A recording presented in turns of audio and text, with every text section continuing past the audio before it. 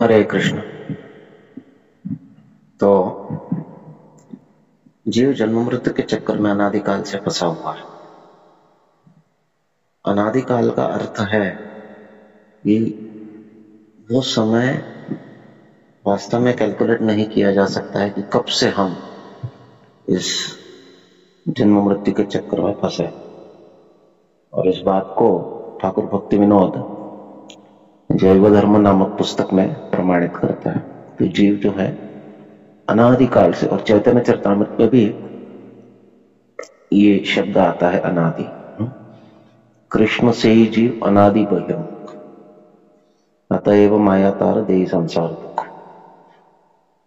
तो हमारी बद्धता जो है ये अनादिकाल से है, और अनादिकाल से होने का अर्थ है कि अनादिकाल से हम कितने कर्म किए हैं और हमारे कर्म कितने दुस्तर है, इसका कोई हिसाब नहीं है। हमारे मन पर जरा सोचिए कितने संस्कार हुए होंगे जिससे कि हमारी मन के प्रति की आसक्ति जो है वो इतनी, कर्म के प्रति आसक्ति जो है वो इतनी दृढ़ हो चुकी है कि कर्म किए बिना जीव रह नहीं सकता है, और ज्ञात होते हुए भी उटपटांग के कर्म करते रहता है।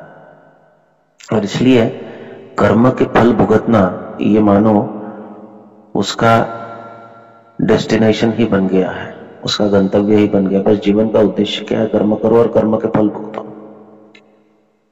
इस कर्म के चक्र से, यानी कर्म के फल भुगतते भुगतते कर्म करने की प्रेरणा मिल जाना, ये एक चक्र है। कर्म से कर्म का फल भी मिलता है और अधिक कर्म करने के लिए प्रेरणा भी मिलती है। इस चक्र से मुक्त होने को ही मुक्ति कहा गया है। कर्म के चक्र से अगर कोई मुक्त हो जाए, कर्म बंधन से अगर कोई मुक्त हो जाए, तो यही वास्तविक मुक्ति है। और ये मुक्ति प्राप्त करने के लिए जरूरी नहीं है कि आप ये देह को त्याग करें और फिर मुक्ति प्राप्त हो। ऐसे हमारे अनेक आचार्य हैं जो शुद्ध भक्ति के पथ पर चलते चलते इसी भौतिक शरीर में ही मुक्त हो गए, और मुक्ति के साथ ही वे अपना आगे का जीवन व्यतीत किया।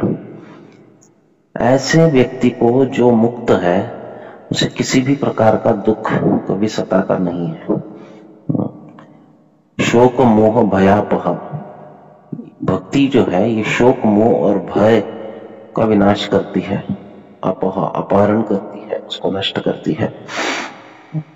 और शोक मोह और भय ये केवल मुक्त अवस्था में नष्ट हो सकते हैं, परंतु ये नष्ट करने के लिए हमें कर्म के चक्र से बाहर निकलना आवश्यक है। और कर्म के चक्र से बाहर निकलने के लिए हमें केवल और केवल भक्ति जो है ये एक पूरक साधन है।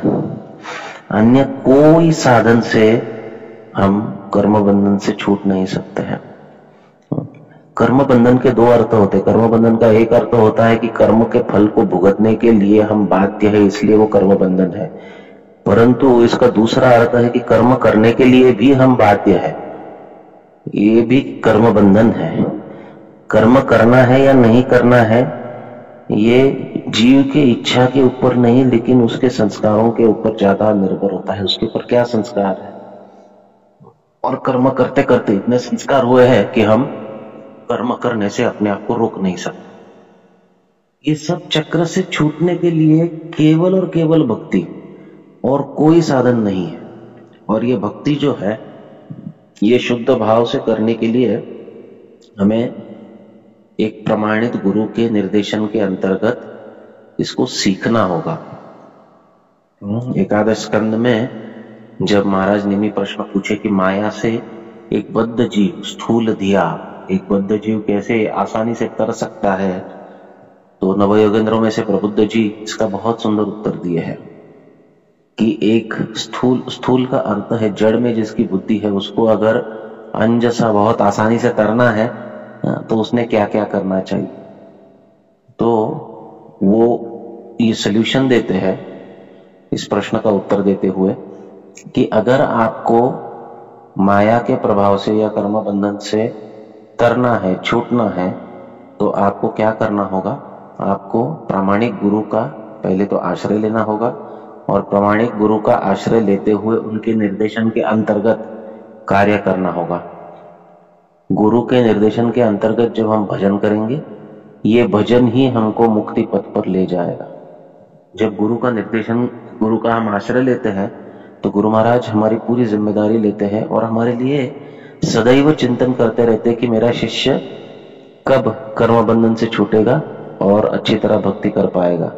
उनकी कृपा से हमारे अनर्थ दूर होते हैं और हम भजन में लग सकते हैं।